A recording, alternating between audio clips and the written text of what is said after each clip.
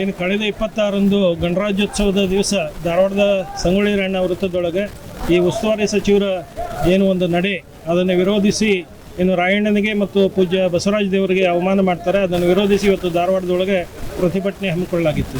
ಆದರೆ ತನ್ನ ಅಧಿಕಾರದ ಒಂದು ದುರುಪಯೋಗ ಬಲದಿಂದ ಪೊಲೀಸ್ ಇಲಾಖೆ ಮೂಲಕ ನಮಗೆ ಅನುಮತಿಯನ್ನು ನೀಡದೇ ಇರುವಂಥದ್ದು ಭಾಳ ದುರದೃಷ್ಟಕರ.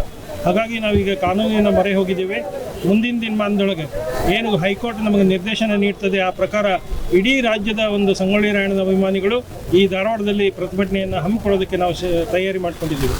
ಆದರೂ ಕೂಡ ಇವತ್ತು ಮೌಖಿಕವಾಗಿ ನಾವು ಪೊಲೀಸರ ಅನುಮತಿಯನ್ನು ತೆಗೆದುಕೊಂಡು ಇಲ್ಲಿ ಮೌನವಾಗಿ ನಾವು ಬಂದು ಜಿಲ್ಲಾಧಿಕಾರಿಗಳಿಗೆ ಆ ಸಂತೋಷ್ ಲಾಡರ್ನ ಇಂಥ ಉದ್ದಟತನದ ವರ್ತನೆಯ ವಿರುದ್ಧ ಅವ್ರನ್ನ ಸಚಿವ ಸಂಪುಟದಿಂದ ವಜಾ ಮಾಡಬೇಕಂತೇಳಿ ಮಾನ್ಯ ಮುಖ್ಯಮಂತ್ರಿಗೆ ನಾವು ಮನವಿಯನ್ನು ಅರ್ಪಿಸಿದ್ದೇವೆ.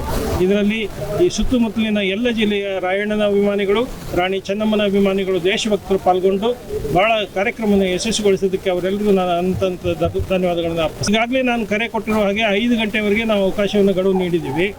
ನಾಳೆ ಇವತ್ತು 5 ಗಂಟೆಯೊಳಗೆ ಅವರು ಏನಾದರೂ ಕ್ಷಮೆಯನ್ನು ಯಾಚನೆ ಮಾಡದೇ ಇದ್ದರೆ ನಾಳೆ ರಾಜ್ಯಾದ್ಯಂತ, ಯಾಕಂದರೆ ರಾಯಣ್ಣನ ಅಭಿಮಾನಿಗಳು ಈ ದೇಶದ ತುಂಬ ಇದ್ದಾರೆ. ಹಾಗಾಗಿ ಆ ಎಲ್ಲ ಅಭಿಮಾನಿಗಳು ಇವರು ಎಲ್ಲೆಲ್ಲಿ ಕಾರ್ಯಕ್ರಮಕ್ಕೆ ಹೋಗ್ತಾರೆ ಅಲ್ಲೆಲ್ಲಿ ಕಪ್ಪು ಬಟ್ಟೆ ಪ್ರದರ್ಶನ ಪ್ರಾರಂಭ ಆಗ್ತದೆ. ಇದು ನಾಳೆಯಿಂದನೇ ಪ್ರಾರಂಭ ಆಗುತ್ತೆ. ಮತ್ತು ಇವ್ರನ್ನ ಕ್ಷಮೆ ಕೋರದೇ ಇದ್ದರೆ ಮುಂದಿನ ದಿನಮಾನದೊಳಗೆ ಅವರು ವಜಾ ಆಗುವವರೆಗೂ ನಮ್ಮ ಪ್ರತಿಭಟನೆ ಮುಂದುವರಿತದೆ. ರಾಜ್ಯಾದ್ಯಂತ ಈ ಕಾರ್ಯಕ್ರಮ ನಾವು ಹಮ್ಮಿಕೊಳ್ತೀವಿ. ಸಮಾಜಕ್ಕೆ ಒಂದು ಅನ್ಯಾಯ ಮಾಡ್ತಾ ಇದ್ರೆ ರಾಯಣ್ಣ ಇವತ್ತು ಒಬ್ಬ ಇಲ್ಲ, ಈ ದೇಶದ ತುಂಬಾನ ರಾಜಣ್ಣ ಬಗ್ಗೆ ಮಾತಾಡ್ತಾರೆ. ಆದ್ರೆ ಒಬ್ಬ ಜಿಲ್ಲಾ ಉಸ್ತುವಾರಿ ಸಚಿವ ಮಾನವೀಯತೆ ದೃಷ್ಟಿಯಿಂದ ಬಂದು ಯಾರು ಸ್ವಲ್ಪ ಪುಷ್ಪನ ಹಾಕಿದ್ರೆ ಏನು ತೊಂದರೆ ಇಲ್ಲ. ಅವಾಗ ನಮ್ಮ ಸ್ವಾಮಿಗಳಿಗೆ ಏ ಸ್ವಾಮಿ ಅಂತ ಹೇಳಿ ಏಕಚಂದ ಮಾಡ್ತಾರಂತಂದ್ರೆ ಇವ್ರಿಗೆ ಸೊಕ್ಕ ನೆತ್ತಿಗೇರಿದ ಅಂತ ಅನಿಸ್ತದೆ. ಇವ್ರು ಸೊಕ್ಕ ಇಳಿತನ ನಾವು ಪ್ರತಿಭಟನೆ ಮಾಡ್ತೀವಿ, ಅವ್ರನ್ನ ತಲೆಗಿಳಿಸ್ತನ ಹೋರಾಟ ಮಾಡ್ತೀವಿ ಅಂತೇಳಿ ಈ ವೇದಿಕೆ ಮುಖಾಂತರ ಹೇಳ್ತೀವಿ. ಜನವರಿ 26ರಂದು ಕರ್ನಾಟಕ ಸರ್ಕಾರದ ಆದೇಶ ಮೇರೆಗೆ ಸಂಗೊಳ್ಳಿ ರಾಯಣ್ಣನ ಬಲಿದಾನ ದಿವಸ ಅಂತೇಳಿ ಆಚರಣೆ ಮಾಡುವಂಥದ್ದು ವಾಡಿಕೆ. ಅವತ್ತು ನಮ್ಮ ಸಮಾಜದ ಪೂಜ್ಯ ಗುರುಗಳಂತ ಬಸವರಾಜ ದೇವರು ಹಾಗೂ ಹಾಲುಮತ ಮಹಾಸಭಾದ ಜಿಲ್ಲಾಧ್ಯಕ್ಷರು ಹಾಗೂ ರಾಯಣ್ಣನ ಅಭಿಮಾನಿಗಳೆಲ್ಲರೂ ಸೇರಿ ಸಂಗೊಳ್ಳಿ ವೃತ್ತದೊಳಗೆ ಒಂದು ಏನು ಪುಷ್ಪನಮನ ಕಾರ್ಯಕ್ರಮ ಹಮ್ಮಿಕೊಂಡಿದ್ರು. ಅಲ್ಲಿ ಸಂತೋಷ್ ಲಾಡ್ ಅವರು ಜಿಲ್ಲಾ ಉಸ್ತುವಾರಿ ಸಚಿವರು ಚಹಾ ಕುಡಿಲಿಕ್ಕೆ ಒಂದು ಹೋಟೆಲ್ಗೆ ಬಂದರು.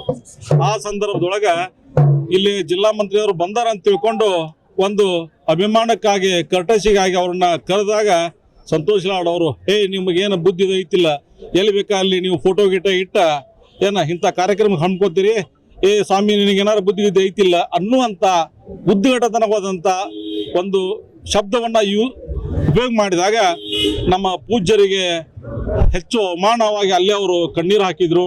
ನಾನು ಕೂಡ ಅಲ್ಲಿ ಪ್ರತ್ಯಕ್ಷದರ್ಶಿದ್ದೀನಿ.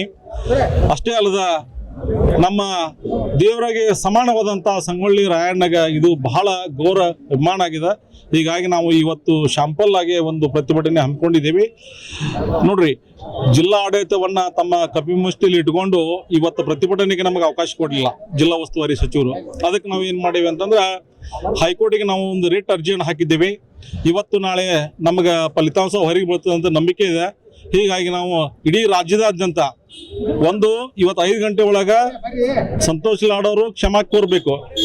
ಇಲ್ಲದೆ ಅಂತಂದ್ರೆ ಅವ್ರನ್ನ ವಜಾ ಮಾಡೋ ಮಟ್ಟ, ಸಂಪುಟದಿಂದ ವಜಾ ಮಾಡೋ ಮಟ್ಟ ನಾವು ಇಡೀ ರಾಜ್ಯದಂತ ಪ್ರತಿಭಟನೆ ಮಾಡ್ತೀವಿ ಅಂತ ಹೇಳಿ ತಾವು ಮಾಧ್ಯಮಗಳ ಮುಖಾಂತರ ನಾನು ಅವ್ರಿಗೆ ಎಚ್ಚರಿಕೆ ಕೊಡ್ತೀನಿ. ವೀರ ಸಂಗೊಳ್ಳಿ ರಾಯಣ್ಣರಿಗೆ ಅವಮಾನ ಮಾಡಿದಂಥ ಒಂದು ಭಾಳಷ್ಟು ಈ ಏನು ಎಲ್ಲ ಯುವಕರಿಗೆ, ದೇಶಭಕ್ತರಿಗೆ ಭಾಳಷ್ಟು ನೋವಾಗಿದೆ. ಇವತ್ತು ಜಿಲ್ಲಾ ಉಸ್ತುವಾರಿ ಸಚಿವರಾದಂಥ ಸಂತೋಷ್ ಲಾಡ್ ಅವರು ಒಂದು ಸಂವಿಧಾನಿಕ ಹುದ್ದೆಯಲ್ಲಿ ಇದ್ದಂಥವ್ರು, ಅವರು ಈ ರೀತಿ ಮಾತಾಡಬಾರ್ದಾಗಿತ್ತು. ಈಗಾಗಲೇ ಇಡೀ ಸಂಘಟನೆಯಿಂದ ಅವರಿಗೆ ಎಚ್ಚರಿಕೆಯನ್ನು ಕೊಟ್ಟಿದೆ.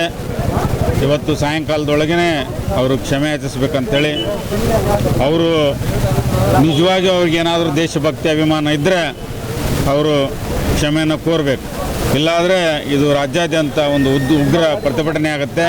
ಅದಕ್ಕೆ ಅವರು ಬೆಲೆ ತೆರಬೇಕಾಗುತ್ತೆ ಅಂತೇಳಿ ಈ ಮೂಲಕ ನಾನು ಹೇಳ್ತಾ ಇದ್ದೀನಿ. ರವೀಂದ್ರನಾಥ್ ಬಿ ದಂಡಿನ ಫುಡ್ ಕಾರ್ಪೊರೇಷನ್ ಆಫ್ ಇಂಡಿಯಾದ ಸದಸ್ಯರು.